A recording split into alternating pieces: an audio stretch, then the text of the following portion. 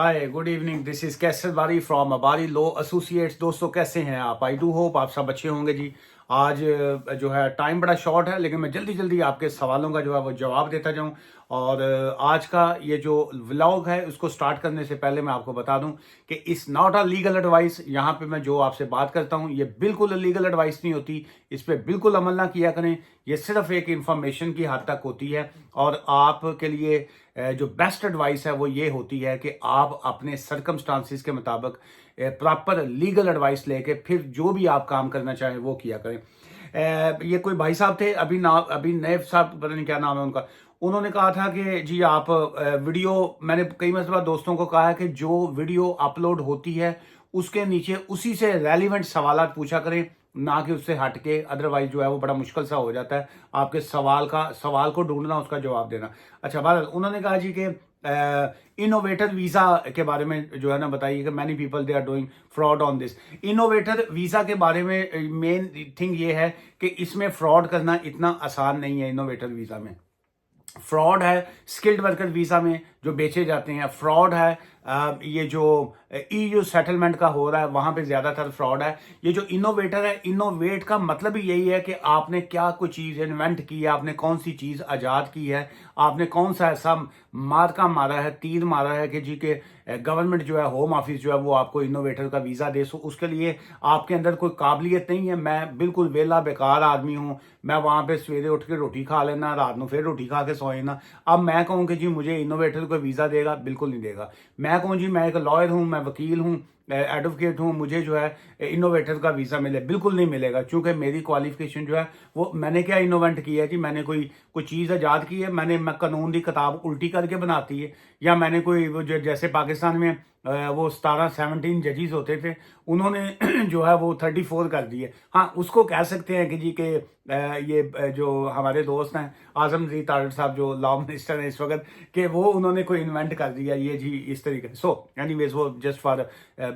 Comedy के लिए कह रहा हूँ। सो इनोवेंट होता है कि आपने कोई बल्ब आजाद कर दिया, आपने कोई आईटी के रिलेटेड कोई चीज ऐसी इनोवेंट की। सो इसलिए उसमें फ्रॉड नहीं है, लेकिन ये बड़ा टेक्निकल और बड़ा टफ होता है। उसमें आपको इंडोर्समेंट बॉडी से परमिशन करवानी पड़ती है, फिर उसके बाद आपको अपनी क्वालिफिकेशन और बहुत सी चीजें जो है वो दिखानी पड़ती हैं। लेकिन आप अपनी सिचुएशन के मुताबिक जो है वो लीगल एडवाइस लीजिएगा।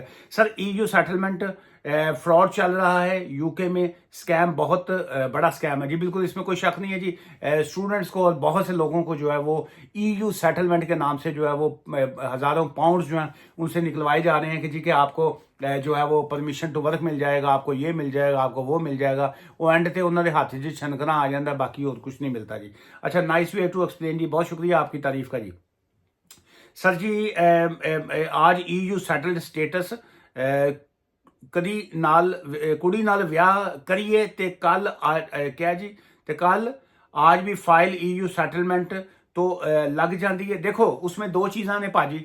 नंबर एक तो है कि तुसी जिहड़ी ईयू सैटलमेंट कुड़ी दे नाल विआह करन लगे हो, क्या ਉਹਦੇ को ईयू सैटलमेंट फुल सैटलमेंट हैगी है? अगर ਉਹਦੇ को सैटलमेंट हैगी है तो फिर ਤੁਸੀਂ बिल्कुल ਉਹਨਾਂ ਦੇ ਨਾਲ ਜਿਹੜਾ ਨਾ अपना ਤੁਹਾਡਾ वीज़ा स्टेटस लीगल होना चाहिए।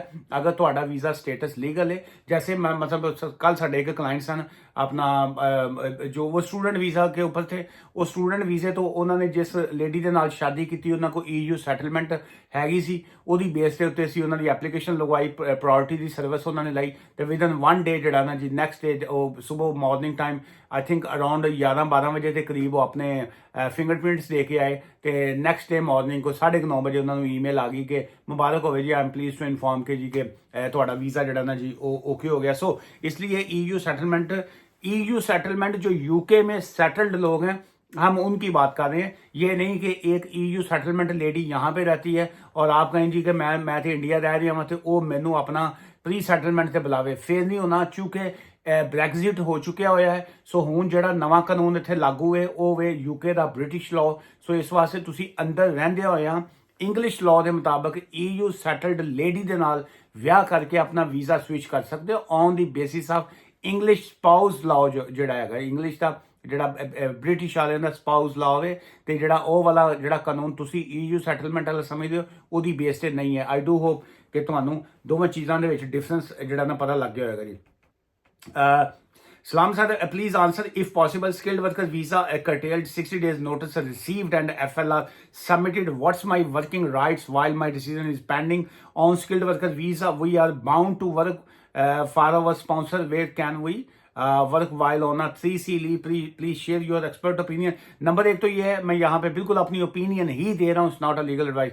सो बाय लॉ कानूनी तौर पे ये है कि अगर आपके पास जो है पहले लीगल वीजा होता है जहां पे आपके पास परमिशन टू वर्क होती है, ड्यूरिंग दैट वैलिड वीजा जो है 60 डेज का, जैसे आपको नोटिस आया before the expiry of 60 days, 60 दिन की एक्सपायरी से पहले पहले आपने एक एप्लीकेशन फाइल कर दी, डजंट मैटर जौन सी भी फाइल कर दी, आपकी 3C लीव जो है टेक्निकली तौर पे वो चलती रहती है जब तक अगर उसमें कोई हर्डल्स नहीं आती, कोई इश्यूज नहीं आते। सो आपका परमिशन टू वर्क भी वही रहता है जो आपका पहले ग्रांटेड था। सो लीगली तौर पे इस तरह की ही सिचुएशन रहती है। बहरहाल आपने आगे लिखा है, I am one of your big fan, salute for you and your effort. ये बहुत शुक्रिया जनाब, थैंक यू, आपकी अप्रिसिएशन का शुक्रिया। अच्छा सर, मेरा स्पॉन्सर कैंसल की मेल जो है कॉलेज से आ गई है, मेरा 2026 तक वीजा है, मैं क्या करूं? 2026 को भूल जाइए आप, जो है जो चला गया उसे भूल जा, वो न सुन सकेगा तेरी सदा, उसे भूल जा, वो उसे भूल जा। सो 2026 को भूल जाइए। जिस दिन आपको यूनिवर्सिटी से मेल आ गई या जिस दिन उन्होंने आपका वीजा कर्टेल कर दिया, चाहे वो अगर वो इमीडिएट इफेक्ट के ऊपर आपका, मेरे पास वीजा है जी जून 2026 तक, मुझे आज होम ऑफिस से ईमेल आ गई या मेरा कर्टेलमेंट का आ गया, जहां से भी मुझे आ गई ईमेल, कर्टेल हो गया मेरा वीजा, इमीडिएट इफेक्ट। मैं आज 5 नवंबर रात 12 बजे के बाद कहानी मुक गई। सो मेरे डजंट मैटर, मेरे पास आगे दिसंबर 2026 तक का वीजा है या जुलाई तक का है, कोई चक्कर नहीं है, वो फिनिश। 60 डेज का नोटिस आ गया, आज 5 नवंबर को आया। सो इसका मतलब है 5 नवंबर, उसके बाद 5 दिसंबर और 5 जनवरी तक का एक्चुअल मेरा वीजा है। वो भूल जाइए कि मेरे पास जो BRP या मेरा वीजा एक्चुअल 2026 तक का था, नहीं, वो 60 डेज का नोटिस आ गया, वीजा आपका 60 डेज का ही है। 28 डेज का नोटिस है तो आपके पास वीजा जो है वो 28 डेज तक का ही है। अच्छा, आपसे बात कैसे करें? ये अभी क्या जी, अभी साहब ने को लिखा है, आपसे बात कैसे करें? मेरे से बात आप मुंह से कीजिए, ये जुबान है ना जी, ऐसे करके। वो किसी ने कहा जी आपकी जबान कौन सी है? मैंने कहा जी मेरी जबान जो है वो मोहब्बत की जबान है। वो असल में पूछना चाह रहे थे कि तुम्हारी जबान पंजाबी है या हिंदी है या की? मैं कहा मेरी जबान जी, कहते पहले उन्होंने पूछा तुम्हारी जबान केड़ी, मैं कहा मेरी यह जबान है। फिर उन्होंने कहा नहीं, मैं तो दूजी जबान की गल कर रहा हूं। मैं कहा मेरी जबान जी ना मुहब्बत दी है। सो तीसरा है कि जी तुसी आपसे बात कैसे करें, हर वीडियो पे मैंने बताया हुआ है, लेकिन यह है कि फिर भी हर बारी पूछना है, हिम्मत नहीं करते कई लोग कि वो उसी यूट्यूब के चैनल के टाइटल पे जाके देखें, वहां पे लिखा हुआ है ऑफिस का एड्रेस लिखा हुआ है, वहां पे ऑफिस का फोन नंबर लिखा हुआ है, वहां पे ये भी लिखा हुआ है कि कंसल्टेशन की फीस चार्ज करते हैं, हमारा बिजनेस यही है। सो बात कैसे करनी है, आप वहां पे कॉल कीजिए, वहां पे नंबर डायल कीजिए, अगर तुहाड़ियां उंगलियां ने ते उंगलियां ने नाल डायल करो, तो जे किसी और चीज़ ना डायल करना तो डायल कीजिए, अपॉइंटमेंट बुक कीजिए कॉल करके और फीस पे कीजिए और उसके बाद आप बला बला बला बला बात कीजिए आप।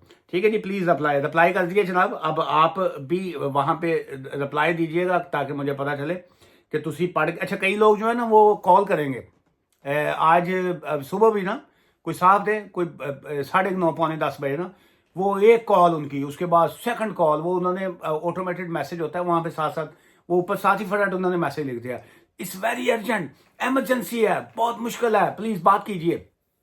साथ ही जो ही मैसेज 3-4 ऑटोमेटिक चलेगा।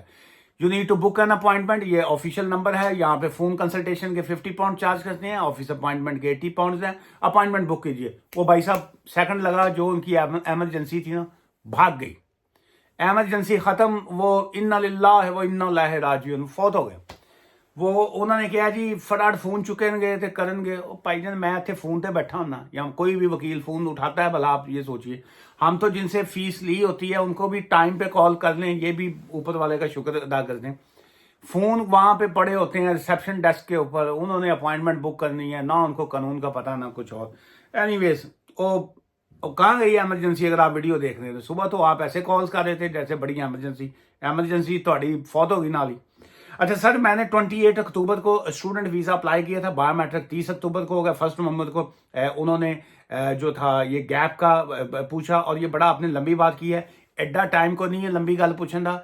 आपकी इतनी बुरी सिचुएशन है कि आपको इस तरह के मशवरा किसी से ना लीजिएगा, वरना तुसी जिਉਂਦਿਆਂ जी मर जाओगे। ठीक है जी। क्या नाम है आपका? बालपूल जी।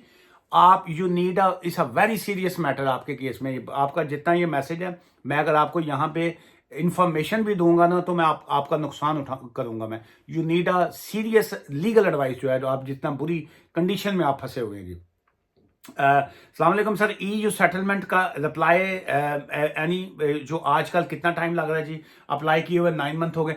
देखिए उनका जो एवरेज टाइम है वो 6 to 8 मंथ्स का ही टाइम है। आपको 9 महीने हो गए हैं, सो एवरेज टाइम जो है वो 9 महीने ही होंगी है। अरे ਤੁਹਾਨੂੰ भी पता होगा कि एवरेज टाइम तो 9 महीने ही होता है, तो यहाँ सतमाया बच्चा होता है या 9 महीने बाद होता है। सो आपका 9 महीने हो गए हैं, सो आप नियरली जो है आप रिजल्ट आने वाला है हूँ। अल्लाह जानता है कि उत्थे हुण की निकलना है जी। अपना मुंडा होना, कुड़ी होनी है, या थोड़े ना शुगल होना है। सो यह बाद में पता चलेगा, लेकिन थोड़ा टाइम आ गया भाईजान। अच्छा जी, मैंने कॉल कंसल्टेशन बुक की। अच्छा ये बहुत शुक्रिया जी, ये तो कल वाला था सवाल उनका।